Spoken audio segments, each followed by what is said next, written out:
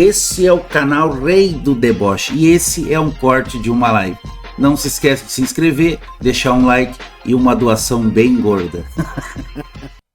Muito bem, senhoras e senhores, muitos de vocês sabem que Jurassic Park, um dos meus filmes favoritos de toda a história, é baseado num livro de mesmo nome, escrito por Michael Crichton. No nosso especial... Isso eu não sei nada da diferença que tem. Boa tarde, Eves. A respeito do livro e do filme também, convido a todos a assistir o nosso especial falando sobre o primeiro filme de Jurassic Park, onde a gente cobre absolutamente toda a história desse maravilhoso filme, que é tão boa quanto o pop filme. Mas a história do livro é muito diferente da história do filme. E neste vídeo vamos listar 27 diferenças entre filme e livro. Um videozinho de curiosidades bem interessantes aqui pra vocês. Vocês verem que tem muita coisa diferente mesmo. O infeliz do Luiz, em vez de me mandar o livro, manda os spoilers, né? Na verdade, ele tem... Eu tô bem arrumado, né? O gore e o Bem horror vagabundo. como um dos seus temas. Diferente do filme Tô que bem flerta arrumado. com o terror de vez em quando e que ele tenta agradar todos os públicos por ser muito caro, né? Principalmente pra época, era um investimento muito grande. Ele tinha que agradar todos os públicos. Então o filme é bem mais tranquilo. É um filme PG-13. Adolescente pode assistir e o filme também é muito famoso entre as crianças. Por mais que muitas tenham medo e tudo mais, principalmente na época, né? As pessoas tinham medo mesmo com a versão do cinema, porque aquilo lá era muito novo e tudo mais. Mas, mesmo assim, toda a violência gráfica, toda a vibe de terror não se compara com o que temos no livro. No livro a gente praticamente tem The Walking Dead com dinossauro. É uma ficção científica bem deve ser hard, muito vai bom, bem cara. a fundo nos termos científicos dela, em trazer pra realidade, em ser realista, puxar coisas reais e mesclar com o fantasioso. E é tão mais grotesco, é tão mais gore, mais adulto, que não tem nem comparação, sabe? É realmente... Jurassic Park é meio que uma ficção científica de terror, tá ligado? É basicamente isso. Segundo, o arco do Alan Grant de odiar crianças do filme, ele foi totalmente inventado pro filme, pra que ele tenha esse arco de crescimento ao longo da história, de começar sendo esse cara carrancudo que não gosta de criança e tudo mais, e aí ao longo do filme, conforme ele passa vários perrengues com essas crianças e tenta mantê-las vivas, no processo ele vai se apegando a essas crianças. É um trope narrativo muito eficiente e tudo mais. Mas isso não existe no livro. No livro, o Alan realmente se dá bem com crianças logo de início, e ele tem todo esse arco em que ele cuida da Lexi e do Tim, mas é bem diferente, porque ele já tem afinidade com crianças, sabe? E ele já se dá bem com eles logo de cara. Terceiro, a Lexi do livro tem entre 8 e 9 anos de idade. A Lexi do livro é muito mais jovem. No filme a gente tem aquela menina super carismática, tudo mais, que é mais velha que o Tim e que assume diversos momentos de protagonismo ali no meio da trama, como por exemplo, quando eles estão na sala de controle e ela opera as máquinas. No livro, Peer, é o Tim que faz já joguei o 2. essas coisas que a Lex faz ao longo Tem análise no canal lá, o Solon. Ela é muito mais nova, ela tem entre 8 e 9 anos. Ela é muito jovenzinha e ela é extremamente irritante também. Isso, de fato, é um ponto muito positivo do livro, eles terem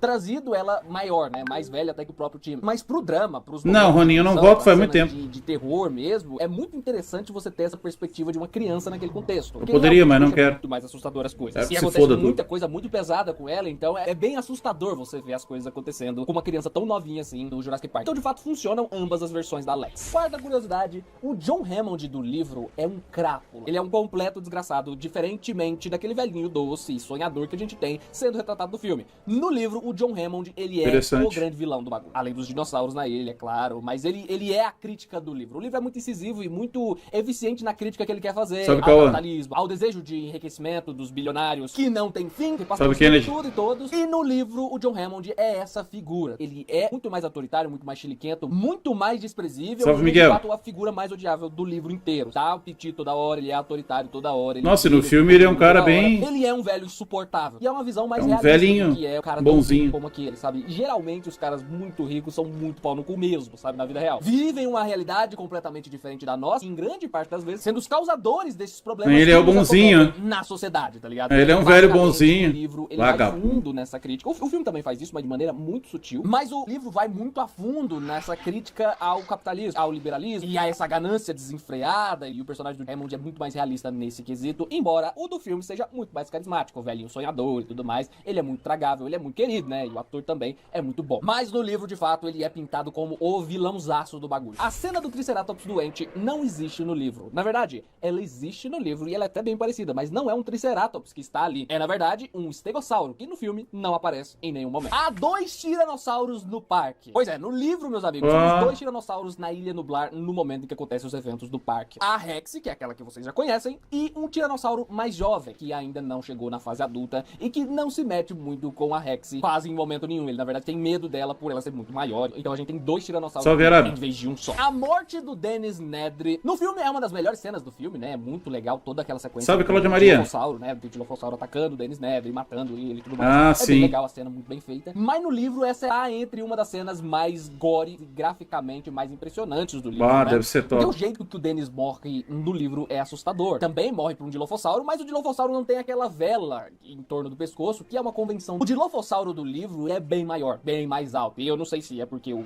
Dilophosauro do filme era um filhote ainda, ou se os Dilophosauros do filme realmente só atingem aquele tamanho. Mas o bicho, o Dilophosauro no livro, o Dilophosauro da vida real, né, que viveu, o fóssil, né, é um bicho muito maior. E também é um bicho muito maior nessa cena onde acontece a morte do Dennis Nedry, que é muito, muito cabulosa. Acontece tudo muito parecido, mas aqui o que para o carro do Dennis não é um acidente. Ele para diante de um bloqueio de concreto que tinha ali e que ele não sabia que havia. Ele sente que ele errou o caminho pra doca e tudo mais. Então ele desce do carro pra ver o que tá acontecendo. Aquela chuvaiada do caralho, ele atravessa o concreto pra ver o que é, e quando ele tá voltando, ele se depara com o Dilophosauro, que é muito grande e tudo mais. E aí o Dilophosauro atira veneno nele, e como a gente tá meio que na pele dele, o livro é narrado em terceira pessoa, mas a gente se sente na pele dele por causa da riqueza de detalhes e do que ele tá sentindo. A gente tem acesso ao que ele tá sentindo, né? Sim, então Arthur. você vê ele morrendo pela visão dele, tá ligado? O que ele tá sentindo. Ele levando a cusparada de veneno nos olhos e ficando cego ali no ato. Então ele começa a só sentir as coisas. O que também nos coloca no lugar do leitor, porque o leitor não vê nada também, né? Ele só tá lendo as descrições, do mesmo jeito que o Nedry tá ouvindo o que tá acontecendo ao seu redor e sentindo também. Ele sente as entranhas dele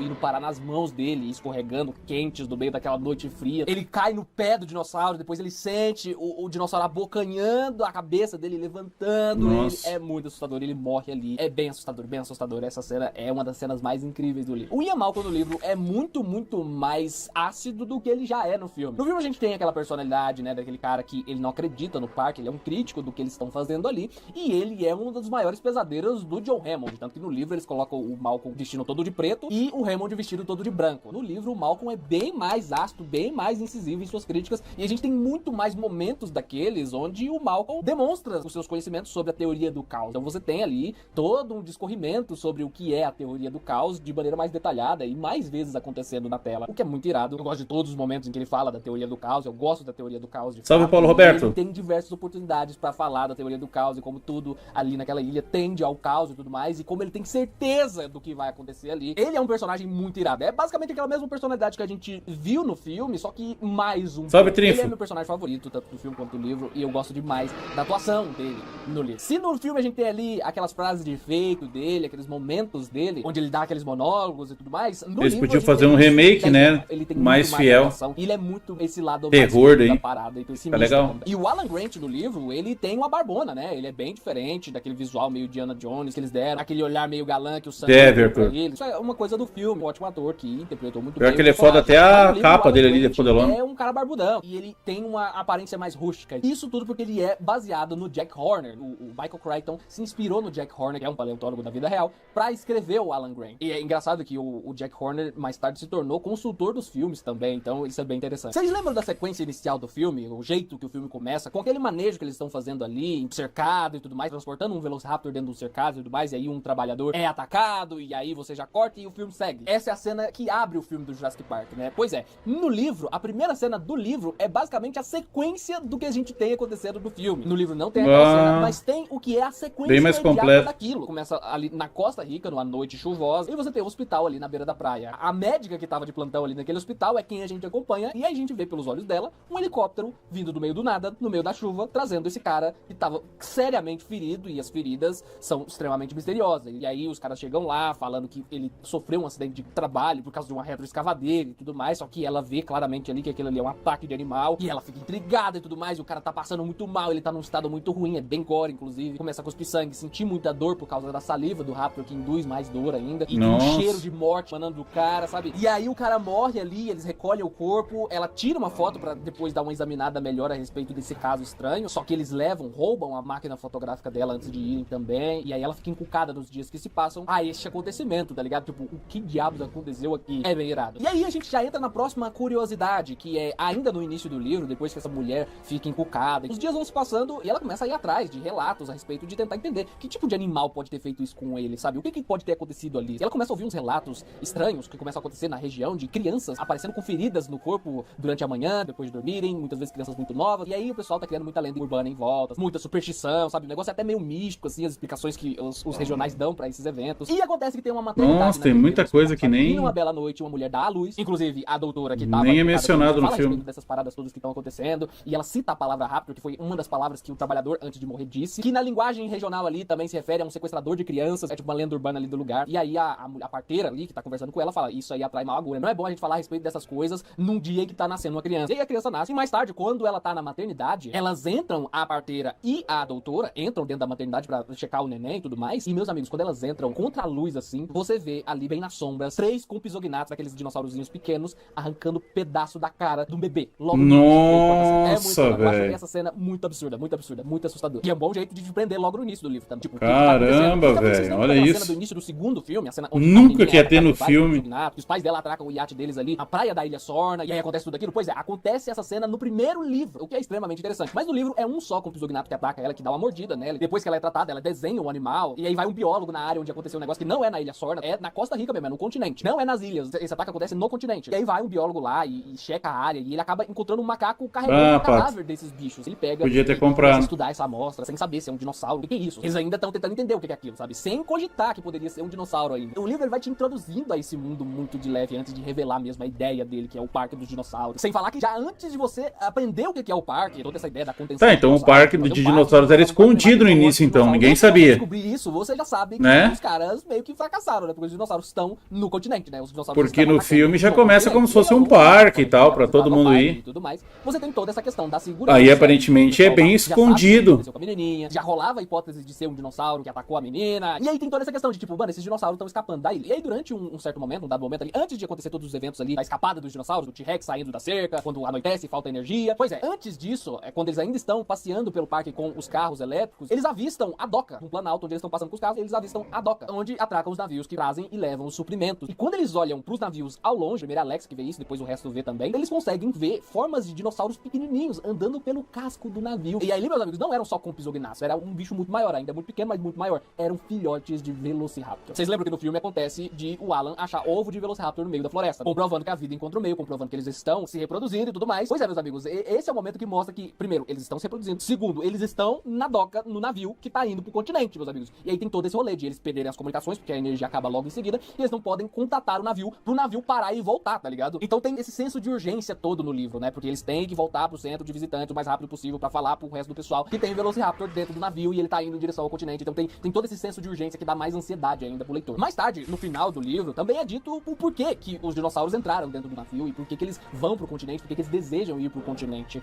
E a verdade é que eles estão, assim como as aves, isso é um paralelo que eles tentam traçar com as aves modernas, que tem um parentesco muito grande com os dinossauros, e eles alegam que os Velociraptors estão migrando, estão ansiando pela migração, eles estão migrando pro continente, tá ligado? Assim como uma revoada de patos, assim como vários pássaros migram e depois no filme não fala nada dessas coisas, hein? Nada. Os dinossauros a entrarem no barco e quererem zarpar da ilha, tá ligado? E isso também demonstra a extrema inteligência dos Velociraptors, que no livro é ainda mais assustador. Uma das cenas mais legais que se tem no livro, dá só uma noção, no filme, é a cena do T-Rex nadando. Porque o que acontece, né? Depois que acaba a energia e aí passa toda a noite, em toda aquela cena do T-Rex memorável, o Tim, Alex e o Alan, eles estão tentando voltar pro centro de visitantes, que fica bem longe de onde eles pararam com o carro e rolou todo um incidente. E agora, sem energia e a cerca sem funcionamento, eles conseguem passar de um cercado pro outro, eles conseguem transitar pelos cercados e tudo mais. Mas o problema é que não só eles conseguem transitar pelos cercados, o T-Rex também começa a destruir as cercas e entrar dentro do cercado dos outros dinossauros pra comer os outros dinossauros. E nisso ele entra em um... Mas deu até vontade de assistir de novo, cara. Um lago, né? Uma represa ali, que dá num rio, é uma represa. Tem a versão Blu-ray, gente, desse aí. Nossa, então, mano. O Alan, Alex e o Tim é bom demais. Pela água, né? Navegando, porque aí seria eu vi, Arthur. Eles se eles estivessem no meio da água. Então eles decidem pegar um bote, tava ali dentro de uma instalaçãozinha de manutenção. Um pouco menor que ele, né? Tem que entrar dentro da represa e remarem pra longe dali. Nisso, o T-Rex, que entrou no mesmo cercado e caçou um dinossauro antes, tá ali bem dormindinho na margem da represa. Ele tá dormindo ao lado da carcaça do dinossauro que ele bateu. Então, o Alan e as crianças têm que passar pertinho do dinossauro, o que é muito tenso, é muito legal. Então eles passam perto ali do dinossauro enquanto ele tá dormindo, pegam o bote e saem vazado. Mas o que acontece? Enquanto eles estão se distanciando, eles acabam fazendo barulho. E aí o tiranossauro acorda e vai atrás deles. E é quando a gente tem um momento em que o T-Rex simplesmente começa a entrar dentro da água pra perseguir eles. E ele começa a nadar. Tem uma cena do T-Rex nadando atrás dos caras. É uma cena irada, super tensa. E o T-Rex chega muito perto do bote. A única coisa e não que tem para nada o T-Rex disso, né, no filme. Que o Júnior, não o T-Rex lembro. menor, tinha chegado lá na carcaça que ele deixou pra trás. E tava começando a comer a carcaça, querendo roubar a carne do outro. O tiranossauro maior vê aquilo acontecendo e volta pra correr atrás do menor. Ele sai correndo atrás do menor. E é isso que salva eles. Mas se não fosse isso, se não fosse o Tiranossauro menor, eles teriam morrido ali mesmo. Outra coisa que também acontece no livro é a aparição do aviário, né? Que só vai aparecer no terceiro filme da franquia, mas aqui você já tem o aviário e ele aparece, você tem uma cena lá, uma sequência ali com... Eu não lembro muito do terceiro filme. Os pterossauros e tudo mais, é uma cena bem legal que os pterossauros começam a atacar eles, né? Eles escapam por pouco, é bem legal. O Dr. Wu tem muito mais Mas pra mim detalhe, né? Porque o Dr. Wu nos filmes... Esses filmes do Jurassic Park foram destruídos, né, cara? A partir do terceiro aí só tem lixo, né, cara? Só tem bosta. Vai ganhar importância, como esse geneticista mestre, esses novos que fizeram, pode enfiar no cu. Que bela porcaria de filme. O livro do Jurassic Park, filme horrível. Desde o primeiro. Esse cara super ambicioso, esse cara extremamente metódico e perfeccionista. Até se alguém, cara, quiser me ver xingar um filme pra caralho, alguém pede o filme do Jurassic Park, o... Nem sei como é que é o nome. Aqueles novos lá. Nossa, mas tem tanto erro, tanta coisa engraçada, tanto... Olha, cara. Com o que ele está criando ali, com essa síndrome meio que de Deus ali, ele já era aquele cara no livro. E também tem o fato de que ele morre, né? Já no primeiro livro, ele vai de base, ele é morto por um Velociraptor, lá naquela cena do final do filme, onde... Nossa, eu odiei esse filme novo. E outro personagem que não morre, e que na verdade Thiago? É muito diferente do que ele é representado no filme, é o Genaro. Lembra do advogado que morre sentado na privada? Uma das mortes mais icônicas do filme e tudo mais. Pois é, aquela morte foi toda criada para o filme, e a personalidade do Genaro, sendo esse cara mais ganancioso e tudo mais, ele é um pouco disso, né? Porque ele representa os investidores, ele é o advogado, mas ele é muito mais humanizado. Com certeza, pá. O da ganância vai muito mais pro reino. A outra eu odiei. Tem uma aparência muito diferente. No filme ele é um cara magrelo, né, e calvo, e no livro ele é fortão. Ele é bem menos desprezível, porque ele começa se encantando com um lugar e ele vai percebendo o quanto que aquele lugar tá errado ao longo dos acontecimentos do livro. Então é muito interessante. Agora, um personagem que meio que substitui algumas tramas do Genaro, que a gente tem do Genaro no livro, que foi completamente cortado do filme, portanto, o Genaro que recebeu essas tramas, é o Ed Regis, que é basicamente o cara do marketing do Parks. E ele, na verdade, foi reduzido, e ele fica muito furioso por isso. É, esse mesmo, Luca Barro. Odeio. Fazendo tudo que o Raymond pede, coisas que, tipo, nem tem a ver baboseiro do caralho. Com a formação dele, que é em marketing e tudo mais. Então ele cuida das crianças, igual o Genaro fez, ele cuida da recepção dos visitantes, de explicar tudo pras pessoas que estão vindo inspecionar o parque e tudo mais. É basicamente isso que ele faz. E a personalidade dele é meio que a personalidade que o Genaro tem no filme. E na cena do T-Rex, onde rola toda aquela grande cena do T-Rex, é o Ed Regis que abandona as crianças no carro sozinho, sabe? Ele que sai correndo ali no meio da chuva e deixa as crianças sozinhas dentro do carro. Depois a gente encontra ele, e ele é morto também, só que ele é morto de uma maneira muito diferente. Ele não morre igual morre o Genaro lá dentro do banheiro e tudo mais. Ele morre por um tiranossauro, mas não é pelo tiranossauro que a gente conhece. Ele morre pelas mãos do tiranossauro menor, que fica brincando com ele e ele acaba morrendo ali. E aí a gente tem uma outra trama muito interessante, que é a trama do Ian Malcolm se ferindo, né? Vocês lembram que no filme o Ian se fere ali na grande cena do T-Rex e ele fica debilitado pro resto do filme e tudo mais. Outro filme? Nossa senhora. Muito pior na perna, sabe? É uma ferida muito Sério, pior. Wilson? É um negócio muito mais letal. Meu Deus. Dele, atira, eu acho que é Dominion o nome, né? E as consequências que também porcaria, cara. Começar pelo fato de que começa a infeccionar, e aí o resgate não vem, sabe? Eles passam a noite inteira ali com ele com a ferida infeccionada e só piorando, só piorando, só piorando, a carne necrosando. E aí eles começam a dar morfina pra ele começa a delirar. Nossa, olha o tanto de história que tem. Fica muito debilitado de modo. Tipo, chega ali no final. Eu odiei já o primeiro, Luca. Esse cara vai morrer, ele não vai sobreviver. E é legal que o livro também sabe disso e ele brinca com isso. Porque no final ele deixa em aberto. Eu odiei com todas as minhas forças. Ou sobreviveu. Porque são vários helicópteros que salvam ele. E o Alan, a Ellie e o Genaro estão em outro lugar. E o pessoal que estava dentro das instalações estavam dentro das instalações, enquanto o Alan estava em outro lugar no momento do resgate. Então vai um helicóptero pra onde o Alan tá e vai um helicóptero pras instalações e tudo mais. Então tudo que eles veem é um helicóptero passando ali e eles perguntam de longe, né? E o Ian Malcolm, cadê ele, mano? E ele não responde, ele só faz uma cara meio de pesar e tudo mais. E o livro não vale, Jacob. Se o Ian morreu ou não morreu. Na verdade, ele dá a entender que o Ian morreu. Só que no segundo livro ele é o protagonista do livro. Então aí você... Eita! É um plot twist muito louco, né? Ele dá a entender muito que o Ian morreu. É muito interessante. Eu acho que eles podiam fazer algo assim no filme também. Só que é muito pesado, né? Ele convalescendo ali, todo infeccionado, com a ferida infeccionada e tal. Dopadão de morfina. Seria bem mais pesado. Mas seria interessante esse negócio de dar a entender que ele morreu pra no segundo filme ele voltar. Porque quando eu li e eu achei que ele morreu mesmo, pensei, porra, diferente do que acontece no filme, aqui ele morre, né? Porque deu todas as pistas de que, porra, não tem como sobreviver a isso. Só que aí no segundo livro ele é o protagonista, sabe? E aí já abre o livro mostrando ele. É bem interessante, é bem interessante. A outra coisa a respeito do filme... Vai, eu odeio Euronymous. Diferentemente daquela cena maravilhosa deles voando ao pôr do sol no helicóptero e indo embora da ilha. A cena final do livro é bem mais impactante do que isso, bem mais dramática. Porque o cara conversa e controla os dinossauros. Não. Só isso aí já dá vontade de gritar de raiva, cara, desse filme lixo. O abobado conversa com os dinossauros, dá ordem pra eles, cara. Não. Pelo amor de Deus, cara. Não tem como gostar de um filme lixo desse, cara. Mas tu tá louco. Que absurdo, cara. Que absurdo. Chega a dar nojo. Porque o exército americano fica sabendo de tudo que tá acontecendo. O exército americano fica sabendo do risco que é se esses dinossauros chegarem no continente. E aí o exército chega lá, é o exército quem vai salvar o pessoal que tá preso na ilha. E eles chegam com armamento pesado, com bomba, pra bombardear a ilha dos dinossauros, mano. Então o Jurassic Park, no livro, ele é bombardeado. Então termina com os caras indo embora de helicóptero e ir atrás explodindo tudo, mano. A ilha é toda bombardeada. Ih, Wilson, reboot, será? É mó triste, mano. Os dinossaurinhos, mano, viver a vida deles. E aí que eles morrem praticamente do mesmo jeito que eles morreram na Era Mesozoica, num fogo vindo do céu, sabe? É bem interessante. Legal, cara. E falando sobre os dinossauros, no livro não tem Brachiosauro. Lembra da primeira cena icônica em que mostra o Brachiosauro e você vê que a mágica tá acontecendo ali na sua frente e tudo mais? A primeira vez que um dinossauro aparece na tela em 3D daquele jeito realista e tudo mais. No livro aparece um pescoçudo logo de cara, mas não é só um e também não é um Brachiosauro. É um dinossauro menor, é um Apatossauro. Não tem Brachiosauro na Ilha Nublar quando eles estão lá. O que é uma pena, né? O Brachiosauro realmente tem muito mais apelo, é muito maior do que o Apatossauro. Que também é lindo. Mas, né? Nunca será. Caramba! A criada pro filme é aquela cena final. Tem né, 3 do World? Meu Deus do céu. E mata os Velociraptors e dá aquele rugido icônico. Se um já é ruim, imagina os outros. Isso tudo é uma criação do filme, porque o Spielberg queria que terminasse com uma cena caixa-punch, que fechasse com uma cena com o take aberto do Tiranossauro. Que é muito legal, né? A cena ficou muito icônica. A outra cena que não existe no filme é a cena da cerca elétrica, né? A cerca elétrica que ativa e o Tim leva um choque quase mortal ali e sai voando da cerca. Essa cena é muito foda, é uma das melhores cenas do filme, mas ela não existe no livro. Tanto que quem liga a cerca elétrica no livro é o próprio Tim. Ele que liga a força do parque na sala de controle, enquanto um monte de Velociraptor tá tentando entrar em um dos quartos por meio de umas grades que ficam em cima, assim, e essas grades são eletrificadas, né? E aí ele liga bem na hora as grades e afugenta os Velociraptors pra onde eles levam o choque. Outra coisa, vocês lembram daquela cena do Jurassic World, Dominion? Sofrido do filme, onde você vê o Owen carregando a filhote da Blue, né? A filhote de Velociraptor. Meu Deus, olha isso. Tá ligado? E até engraçado, né? Eles colocam uma borracha, né? Eu odeio esse filme, cara. Essa cena existe no primeiro filme. Enquanto o Alan e eles estão fora, tentando voltar pro centro de controle, o Alan se depara com um Velociraptor filhote. E ele, sem querer, acaba tranquilizando, usando tranquilizante. Pelo menos tem livro essas porcarias desses Word aí, não deve ter, né? Nossa, cara, esses filmes são ruins assim que, olha...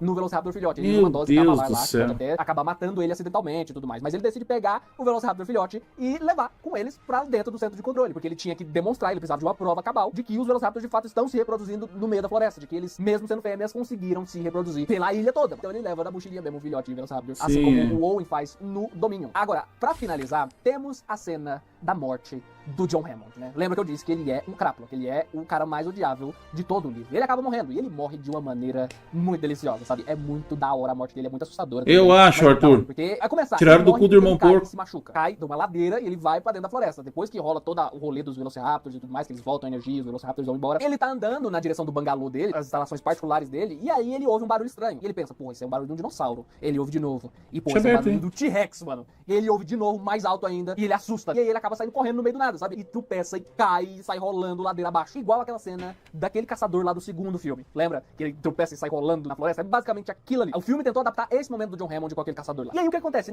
Eles meio que invertem algumas coisas, né? Quem emitiu aquele rugido foi o próprio Tim, o próprio neto dele, na sala de controle do parque. Porque ele que fez a energia voltar e ele tava comandando. Tá, e aquele dinossauro que, como é que é mesmo o nome que tem no 3, cara? Que ele é maior. Espinossauro, não é? Será que aquilo lá é invenção do filme? Eu tenho no livro, eu não vi se ele falou ali. Salve, Edu! É espinossauro, né? Um grandão que mata o T-Rex facinho. Nossa, como é que eu lembrei desse nome, cara? Meu Deus do céu. Olha, nem sei como é que eu lembrei, mas lembrei. E será que isso aí é invenção do filme ou teve no livro? Algumas coisas lá dentro da sala. E como tinha muito pouca gente... Eu não vi se ele falou do espinossauro, acho que não. Eles estavam meio que brincando. Lembrei desse nome agora. Dos dinossauros que eram coisa do entretenimento do parque. Então eles estavam brincando com o rugido do T-Rex, sem saber que esse rugido, esse áudio que eles tocavam, estava sendo tocado lá fora no parque. Nossa. E aí o John assusta com o T-Rex, sai correndo e cai ladeira abaixo. E ele se machuca muito e não consegue levantar. Nisso, os Compsognathus veem nele uma presa fácil, né? Porque é o velhinho, machucado, não consegue mais subir. E eles matam ele. Ele é morto pelos Compsognathus, mano. Que não mata ninguém. Eles só matam o que eles julgam que é mais fraco que eles. Então, pra vocês verem que é uma cena super humilhante. E ele começa a delirar, porque a mordida dos compis tem uma substância que causa muita dor, mas que depois te amortece, que você fica lerdo e tudo mais. Você começa a ficar anestesiado. É um veneno que vai te deixando grog e te deixando lento até você morrer. Então você vai acompanhando os pensamentos dele. E ele até o final falando, da próxima vez vai dar tudo certo. Da próxima vez não cometerei os mesmos erros. E ele todo egoístão até o final, tá ligado? Falando mal das pessoas que ele chamou pro parque, falando que ele não vai cometer o mesmo erro, vai chamar pessoas melhores e tudo mais. Mas como você tá morrendo? Tá, e essas são algumas diferenças que temos do livro. É maior, né, Pato? Eu lembro. Parque, né? Obviamente, obviamente, que cada uma dessas obras tem a sua abordagem e cada uma dessas obras é um fenômeno ao seu modo. Como eu disse, Jurassic Park é um dos meus filmes favoritos e o livro do Jurassic Park também é um dos meus livros favoritos. Eu não sei nem te dizer Eu ainda qual vou é ler melhor, isso aí, cara. por mais que sejam duas abordagens diferentes. Eu ainda vou ler esses coisas livros novas, aí. e não adapte exatamente tudo que o outro faz. São obras únicas, cada uma delas, e eu recomendo. Inclusive, nos próximos vídeos do Mito TV vai ter... Gosta de Jurassic Park? Vai ter um livro, viu? Que eu li.